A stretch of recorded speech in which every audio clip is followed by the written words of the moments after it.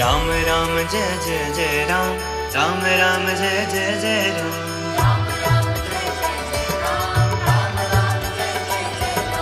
राम राम जय जय जय राम, राम राम जय जय जय राम।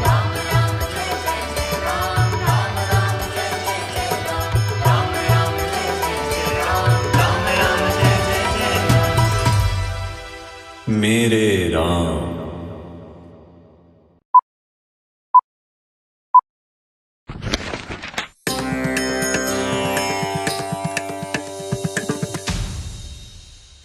राम राम और बोलिए सियावर रामचंद्र जी की जय।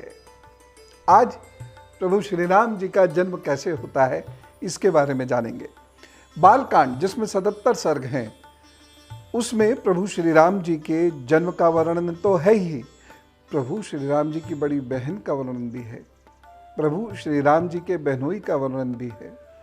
और जो बहुत महत्वपूर्ण बात है वो ये है कि अयोध्या या जो कौशल देश है ये कहाँ है और कैसा होता होगा। कभी ये जानने की इच्छा हुई ना, ये कैसा होता होगा।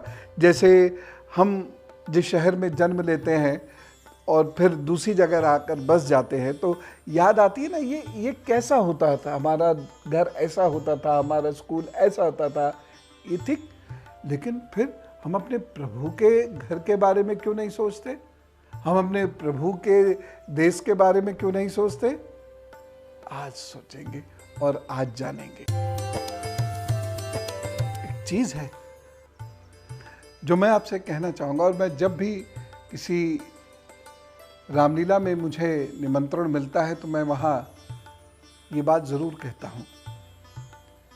आपने देखा होगा देश में हर शहर में कई कई रामलीलाओं का मंचन होता है। शहर उमड़ता है उसे देखने के लिए और एक अद्भुत दृश्य होता है। और इन रामलीलाओं के मंचन ने या राम जी के कथावाचकों ने प्रभु श्री राम की यादों को हमारे हृदय में तरोताजा रखा है। लेकिन वहाँ पर बहुत कम जगह ऋषि वाल्मीकि की पूजा होती हुई मिलेगी आपको। तो मैं हमेशा कहता हूँ कि यहाँ ऋषि वाल्मीकि की पूजा क्यों नहीं होती। उनका भी चित्र होना चाहिए, रामायण भी होनी चाहिए, गोस्वामी जी का भी चित्र और रामायण होनी चाहिए, जो होती भी है, रामचरितमानस होती भी है। तो तिलक वंदन दोनों ही विभूतियों का होना चाहिए। हमें हमारे राम के दर्शन प्रथम रूप से तो ऋषि वाल्मीकि जी से ही मिलते हैं। श्री राम जी के वंश की मैं बात करूं तो श्री राम जी सूर्य वंश के थे, इक्ष्वाकु इनका वंश है। और ये आपको ज़रूर जानना चाहिए, वैवस्वत मनु से ये वंश प्रारंभ होता है। और ये जो वंश है इसमें जो उनके भाई हैं उनके बारे में सुनिए। इल, इक्ष्वाकु, कुशानाम, अरिष्ट, धृष्ट, नरिष्यंत, करुष, महाबली, शर्याति और प्रषद। इन सब में इक्ष्वाकु वंश जो था वो सबसे ज़्यादा पुष्पित पल्लवित होता है। और इक्ष्वाकु वंश को सबसे ज़्यादा लोग जानते हैं, पूरी दुनिया में लोग जानते हैं। अनेक प्रतापी राजा हुए हैं, अनेक ऋषि भी इसी वंश में हुए हैं, और अरिहंत और भगवान भी इसी वंश में हुए हैं। तो ये जो जैन धर्म का इतिहास चलता है वह इतिहास इक्ष्वाकु वंश का ही इतिहास है। यह इक्ष्वाकु वंश का इतिहास जैन धर्म का ही इतिहास है। तो ये दोनों साथ चल रहे हैं। तो प्रभु श्री राम जी अपनी पीढ़ी में 39वें व्यक्ति हैं। और बहुत महान महान लोग इसमें हुए, जैसे राजा पृथु जिनके नाम पर पृथ्वी का नाम पड़ा, पृथ्वी पड़ा। हरिश्चंद्र, राजा हरिश्चंद्र जिनके बारे में आप सब जानते हैं, वो भी इसी युग के हुए। भागीरथ, राजा रघु, ये इसी युग, इसी वंश के थे। और रघु जी के नाम पे तो इसे कहते हैं रघुकुल रीत सदा चली आई, प्राण जाए पर वचन न जाए। रघुकुल रीत, ये रघुकुल जो है राजा रघु के कुल को कहते हैं, यानी इक्ष्वाकु वंश में जो राजा रघुकुल हुए वो। और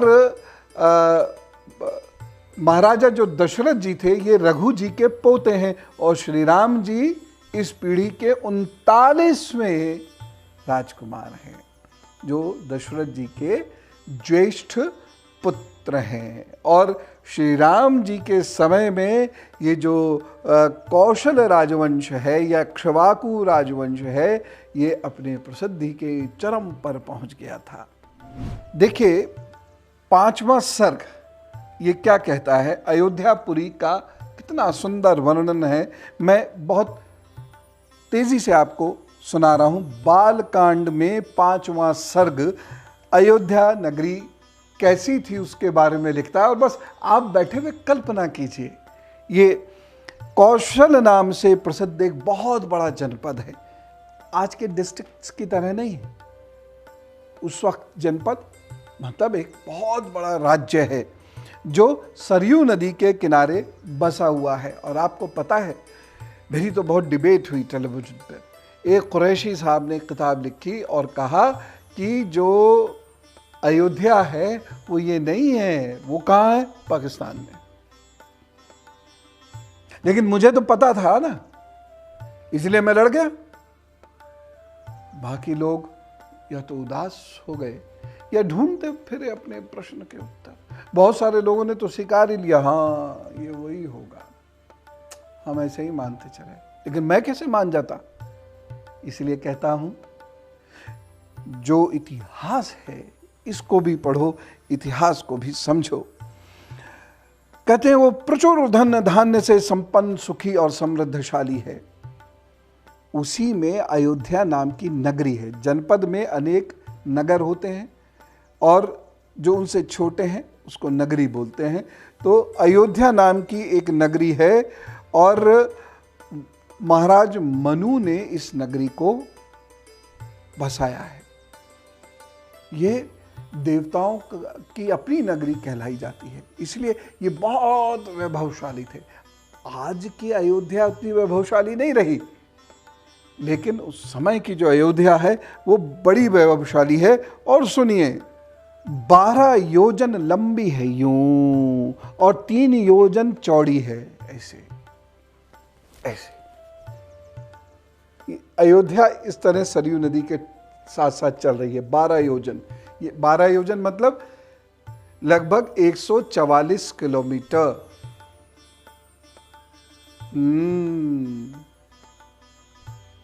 ऐसे जा रही है 12 योजन और 3 योजन ऐसे चौड़ी है, यानी लगभग 36 से 39 किलोमीटर।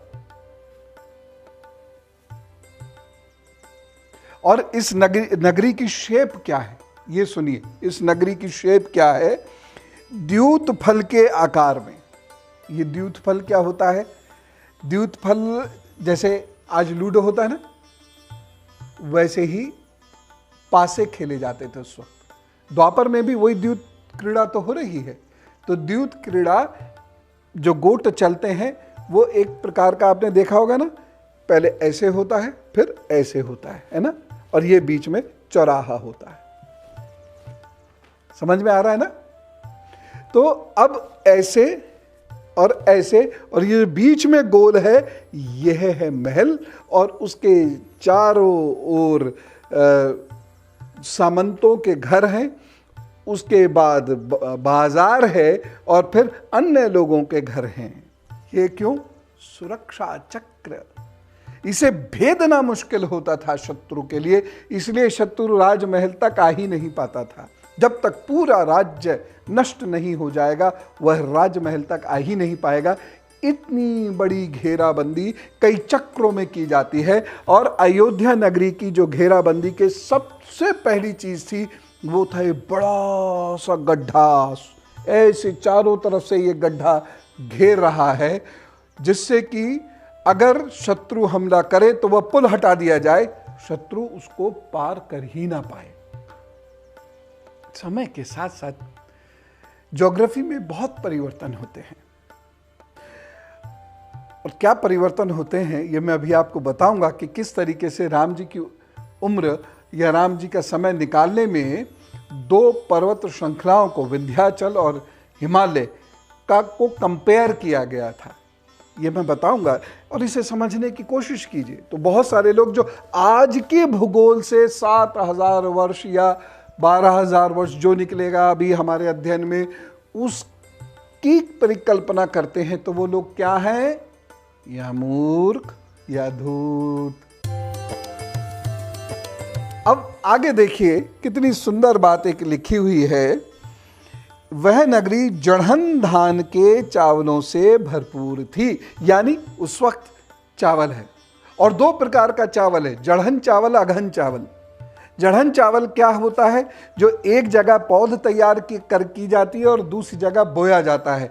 तो इतना लंबा कृषि क्षेत्र है वहाँ पर जड़हन धान या जड़हन चावल की खेती वहाँ पर की जाती है।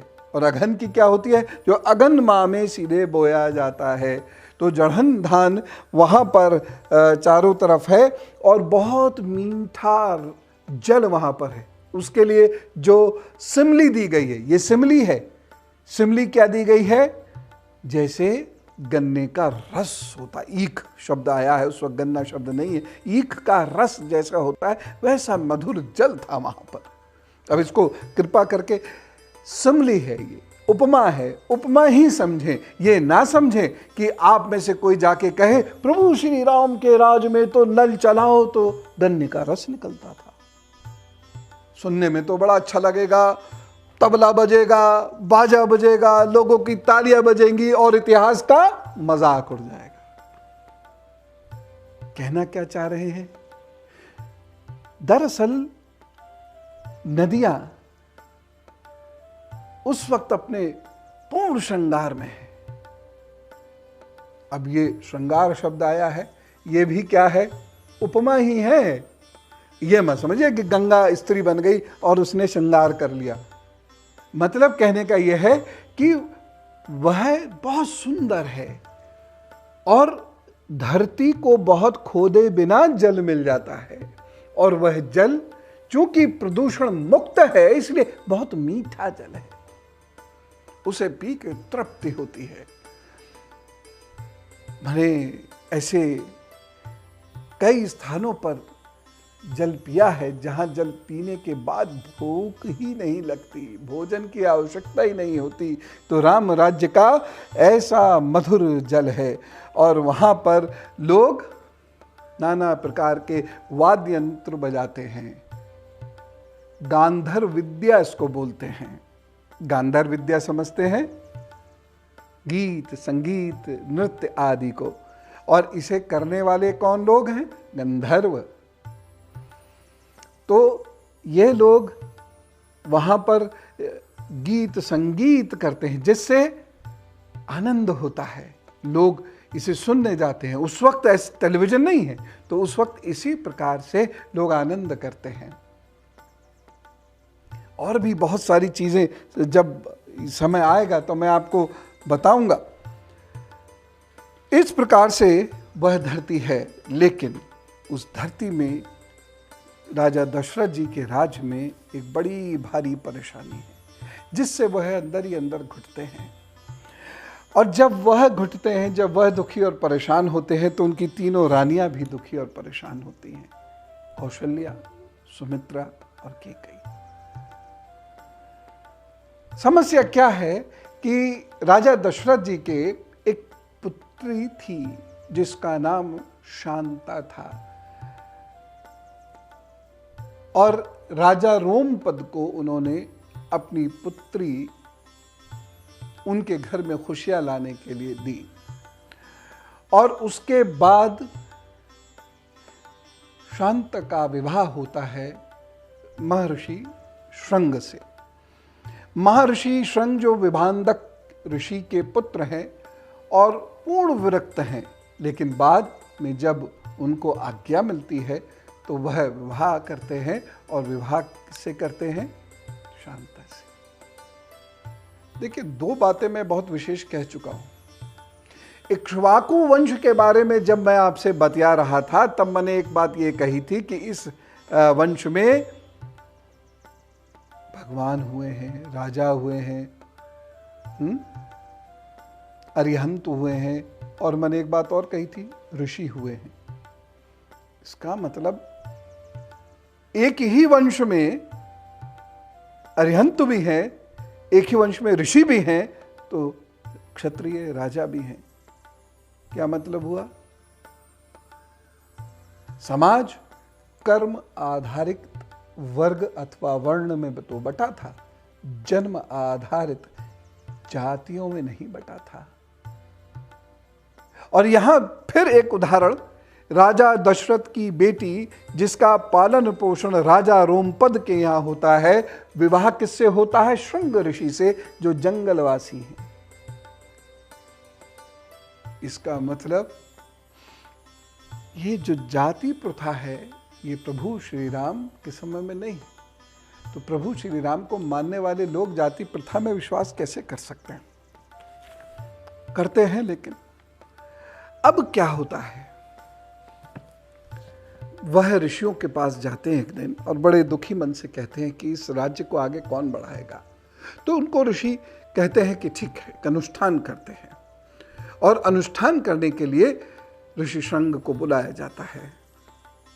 अब उसमें अग्नि से हाविष्य को तैयार किया जाता है। अब सामान्यतः इस तरीके से उसका चित्रण किया जाता है पुराण में या टीवी सीरियल्स में या चित्रों में, कि हाथ में कलश लेके अग्निदेव स्वयं अच्छे सोने के कपड़े पहन के खड़े हो गए। अग्नि में कैसे खड़े हो गए? यह चित्रण है समझाने की दृष्टि से। दरअसल हुआ क्या कि कुछ जड़ी बूटियों के साथ, विशेष मंत्रों के साथ, मंत्र की जो शक्ति होती है आज का युग नहीं पहचानता। आज के युग में बहुत थोड़े से लोग बचे हैं, होंगे मुश्किल से 1000-1500 लोग मात्र, जो मंत्र की शक्ति से ओतप्रोत है या सिद्ध पुरुष हैं। थोड़े ज्यादा मान लीजिए, लाख लोग होंगे बस, और क्या, इससे ज्यादा तो नहीं है भाई, इससे ज्यादा नहीं मैं मानूंगा। तो ये सिद्ध पुरुष जो होते हैं, तो इनको मंत्र किस प्रकार से बोला जाता है? ऋषि वाल्मीकि ने अपनी रामायण में भी लिखा है, स्वर 3 प्रकार से निकलते हैं, हृदय, कंठ और तार। उच्च स्वर ये स्वर हैं। और 2 प्रकार के गीत होते हैं, देश गीत होता है,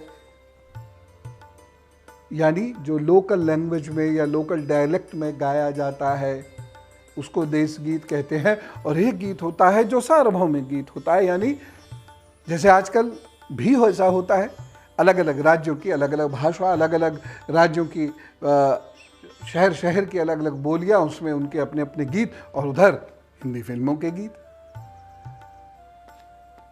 ठीक, तो इस प्रकार जो गांधर्व उन्होंने लिखा है, उसमें इस चीज का विशेष रूप से वर्णन किया हुआ है।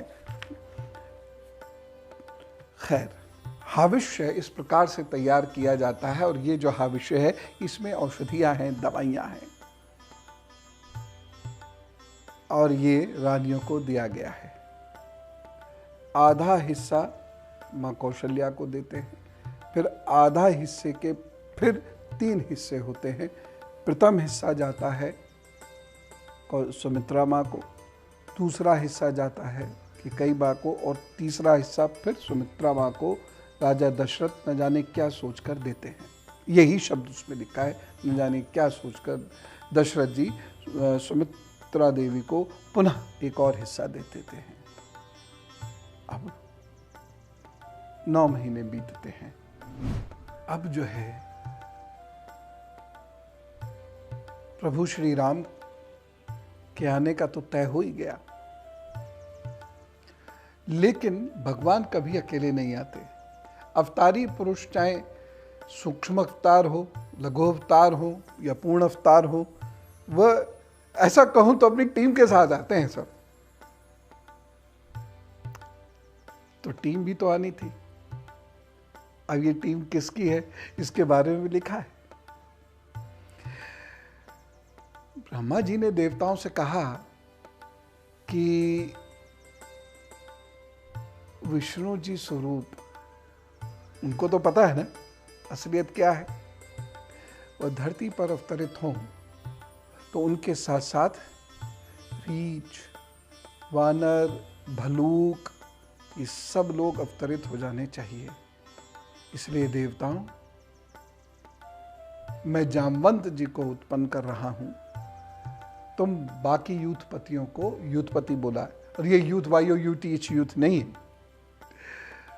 तुम बाकी यूथपतियों को उत्पन्न करो। अब आप कहेंगे भलूक मीन्स भालू, रीछ भालू की ही एक और प्रजाति, वानर यानी मंकी, बंदर। ऐसा नहीं। दरअसल ये सब वन में रहने वाली प्रजातियां हैं।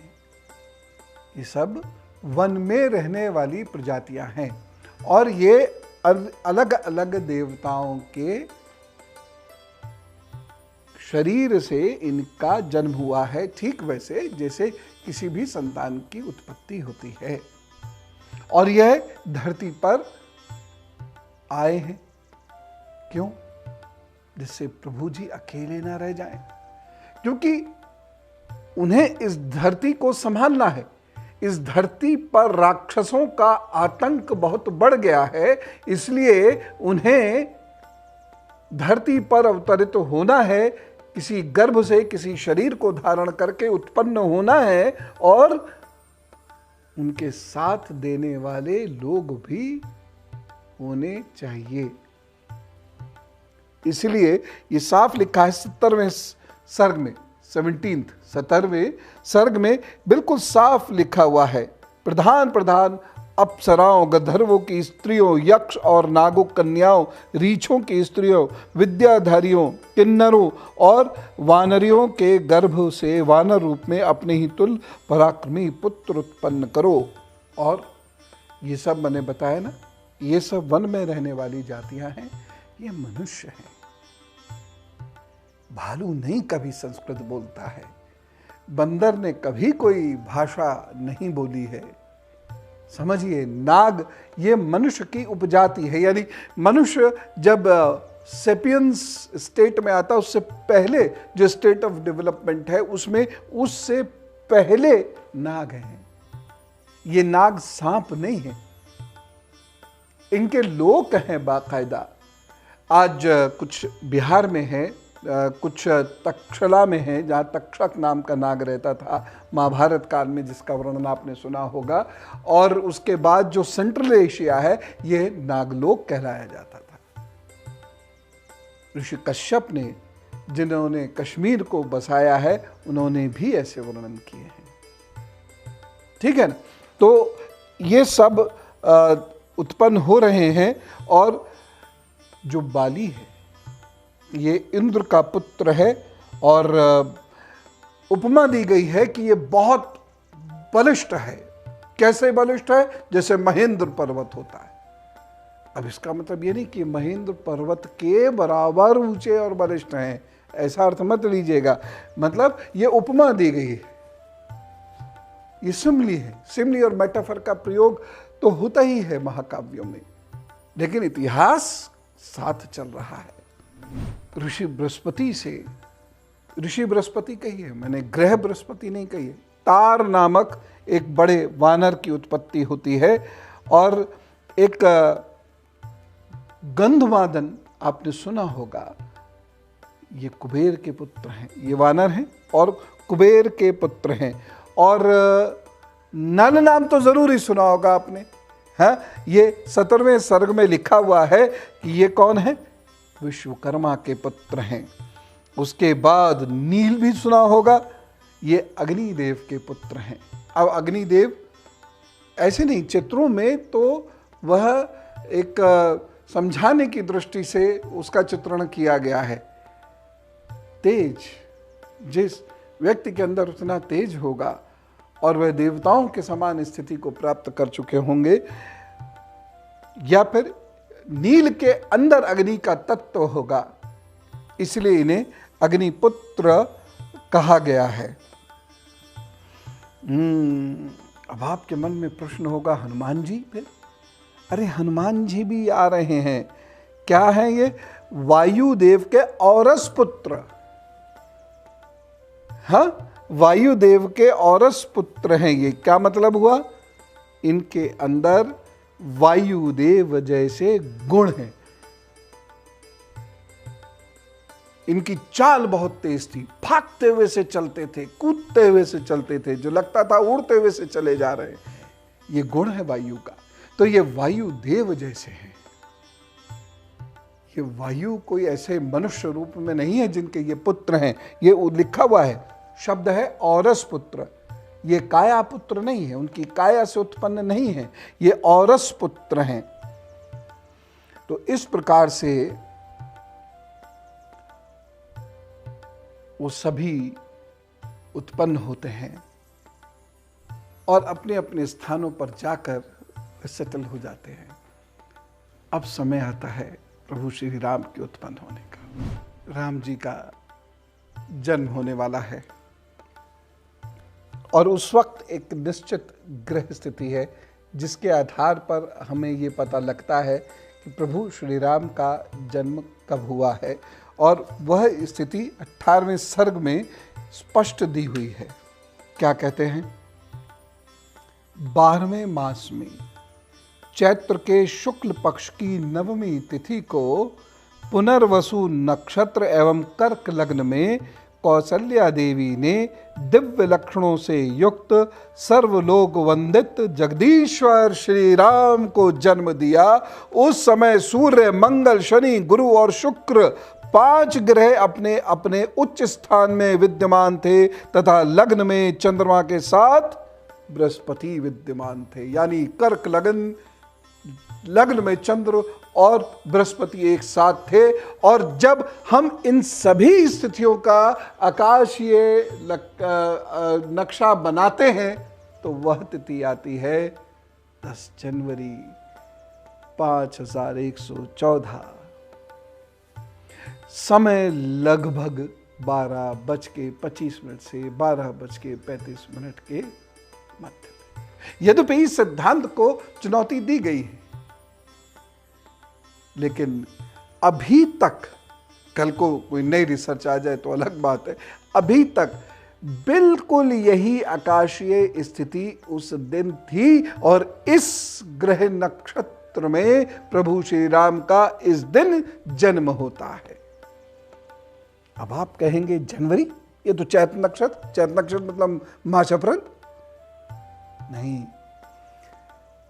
देखिए धरती का जो घूमना है ये परिवर्तन करता है। इस धरती का जब उदय हो रहा है तो 6 से 8 घंटे के भीतर ये अपना एक चक्र पूरा कर लेती थी और आज 24 घंटे से ज्यादा का समय लेती है, जरा सा ज्यादा का समय लेती है और धीरे धीरे ये और स्लो होती जाएगी। और उस वक्त में जो 12वीं ऋतु पड़ती है, आज के अनुसार यह उस वक्त में जब शिशिर है, सर्द है, तो उस वक्त पड़ती है। और यह समय जो निकल के आता है ये जनवरी का निकल के आता है। 7000 वर्ष पूर्व की बात हो रही है। हम लोग यही तो गलती करते हैं। उस वक्त नदी, नहर ये अलग किस्म की हैं, उस वक्त सरोवर अलग किस्म के हैं, उस वक्त हिमालय इतना ऊंचा नहीं है। जी हां, हिमालय की ऊंचाई लगातार बढ़ती चली जा रही है। और एक सिद्धांत ये भी बना था जब प्रभु श्री राम की जन्मतिथि निकाली जा रही थी, तो एक बड़ी विशेष रिसर्च मैं यहाँ पर जिसका वर्णन करना चाहूँगा, डॉक्टर पद्माकर विष्णुवर्तक, इन्होंने क्या पैरामीटर बनाया अपनी रिसर्च का कि विंध्याचल की ऊंचाई है 2467 फीट और विंध्याचल स्थिर है, यानी ये उठ नहीं रहा है, ये वर्धमान नहीं है, यानी ये आगे बढ़ नहीं रहा है। हिमालय की ऊंचाई उस वक्त है 29,029 फीट, जो लगातार बढ़ रहा है और दोनों की ऊंचाई में 26,562 फीट का अंतर है। हिमालय के बारे में एक चीज़ मैं बताना चाहूँगा कि ये 100 वर्ष में 3 फीट ऊंचा हो जाता है। हर 100 वर्ष में लगभग इतना ऊंचा हो जाता है हिमालय। ये और ऊंचा हो रहा है, लगातार ये बढ़ता चला जा रहा है। इस आधार पर भी उन्होंने दोनों का कंपैरिजन किया ऊंचाई का, और प्रभु श्री राम का जन्म का समय निकालना चाहा था, लेकिन यह रिसर्च पूरी तरह सक्सेसफुल नहीं है, आंशिक रूप से सक्सेसफुल रही। लेकिन जो प्लेनेटोरियम सॉफ्टवेयर बना और जिसका पूरा वर्णन है मैं आपको दिखाता हूं, ये इस पुस्तक में है। ये श्री पुष्कर भटनागर जी के द्वारा लिखी गई पुस्तक है। इसमें पूरी आकाशीय स्थिति का ये वर्णन है, और अगर मैंने चूंकि वह सॉफ्टवेयर को चलता हुआ भी देखा है, तो अगर उस सॉफ्टवेयर में आप उस वक्त का पूरा ग्रह चाल, ग्रह स्थिति डालेंगे, तो आपको बाकायदा ये सब दिखेगा कि कैसे मेष में कौन सा ग्रह आया है, वृषभ में, कर्क में कौन सा ग्रह आया है, और उसके अनुसार प्रभु श्री राम जी का जन्म निकाला गया है, जो मैंने आपको बताया 10 जनवरी 5114 में हुआ था। अब यहाँ पर एक चीज़ और, हम अपने प्रभु श्री राम को बड़ा कोमल सा व्यक्ति दिखाते हैं। ऐसा नहीं है, चौड़े कंधे और घुटनों से नीचे लंबे हाथ और बेहद बलिष्ठ शरीर है उनका, और उनकी जो आवाज़ है वो कैसी है, बड़ी गंभीर, दुंदुभी रूप में शब्द निकलता है, गंभीर उनकी आवाज़ है। उनके होठ लाल हैं, भुजाएं बड़ी हैं, सीना उठा हुआ है, ग्रीवा उन्नत है, बेहद बलिष्ठ हैं वो। हमको कैसा दिखाते हैं, तो ज़्यादा ही प्यार कर लेते हैं ना, तो उनको हम बड़ा कोमल सा, लगभग स्त्री रूप जैसा दिखा देते हैं, ऐसा जबकि वो है नहीं। हम नहीं दिखाते। हमारे प्रभु राम जी को तो आप देख ही रहे हैं, खड़े होने पर लगता है मेरा भगवान खड़ा हुआ है, क्षत्र खड़ा हुआ है, और इनके नीचे मैं सुरक्षित हूँ, इनकी शरण में मैं सुरक्षित हूँ। आगे देखिए, और उसके बाद कैकेयी भरत के बारे में बताती हैं। सद्गुणों से वह संपन्न है। उसके बाद भरत जी इस धरती पर अवतरित होते हैं, और लक्ष्मण जी और शत्रुघ्न वह अवतरित होते हैं। भरत का जन्म पुष्य नक्षत्र और मीन लग्न में हुआ है, यानी कर्क के बाद सिंह, कन्या, तुला, वृश्चिक, धनु, मकर, कुंभ, मीन, ये अगले दिन सुबह के लगभग पड़ी होगी, क्योंकि 8 राशि का मतलब है लगभग 18 घंटे बाद भरत जी का जन्म हुआ होगा, लगभग 18 घंटे बाद। और इस प्रकार ये चारों भाई धरती पर आते हैं। कितनी महत्वपूर्ण बात हमें पता चली ना इतिहास की। उसके आगे और भी महत्वपूर्ण बातें हैं, वो कब करेंगे, अगले वीडियो में। थोड़ी सी प्रतीक्षा कीजिएगा और कहिए राम राम, सियावर रामचंद्र जी की जय।